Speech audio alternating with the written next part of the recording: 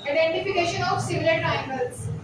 अब अगर हमें दो ट्राइंगल्स गिवन हो और हमें पूछा जाए कि क्या ये दोनों ट्राइंगल सिमिलर है, तो उसके लिए तीन कंडीशन हमारे पास। पहला केस क्या है हमारे पास कि दो ट्राइंगल कब सिमिलर हो सकती है। पहला केस क्या है, if two angles in one triangle are congruent to the two corresponding angles in another triangle, the third angle in each case must be equal. अगर हमारे पास दो ट्राइंगल हो और अगर हम प्रूव कर दें कि उनके जो दो कोरस्पोंडिंग एंगल्स हैं वो इक्वल है, तो तीसरा भी एंगल फिर इक्वल होगा। अगर हम दो को इक्वल प्रूव कर देंगे तो फिर तीसरा भी इक्वल ही होगा। जैसे फॉर एग्जांपल हमारे पास ये दो ट्राइंगल्स हैं, अब हमने प्रूव करना है कि दोनों ट्राइंगल सिमिलर हैं। अगर हम प्रूव कर दें कि इनके कोरस्पोंडिंग एंगल्स इक्वल है, तो प्रूव हो जाएगा कि ये दोनों ट्राइंगल्स सिमिलर हैं। अगर हम प्रूव कर दें कि ये वाला जो एंगल है वो इसके कोरस्पोंडिंग ये एंगल हमारे पास, तो ये एंगल जो है इक्वल है दोनों। उसके बाद ये वाला एंगल इसके कोरस्पोंडिंग हमारे पास ये एंगल आ रहा है, तो ये दोनों एंगल्स इक्वल है। अगर हम इन दोनों एंगल्स को दो एंगल्स एक ट्राइंगल के दो एंगल को दूसरे ट्राइंगल के कोरस्पोंडिंग दो एंगल के इक्वल प्रूव कर देंगे तो तीसरा ऑटोमेटिकली इक्वल होगा, क्योंकि हमें पता है कि ट्राइंगल में तीनों एंगल का जो सम होता है वो 180 के इक्वल होता है।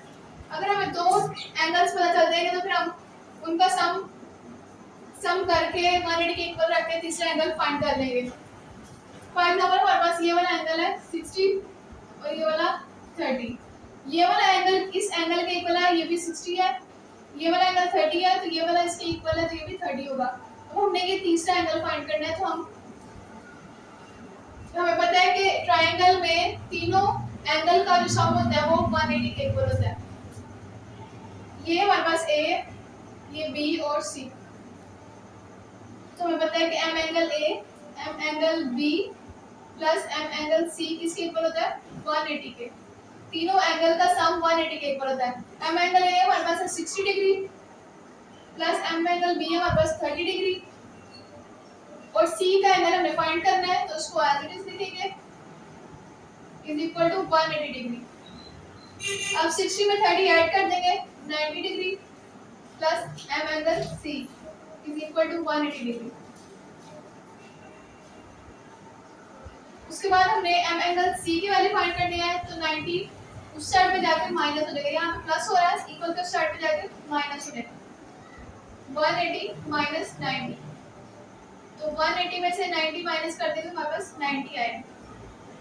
इसका मतलब ये वाला एंगल क्या है हमारे पास 90। अब ये वाला एंगल हमने फाइंड कर लिया, तो जो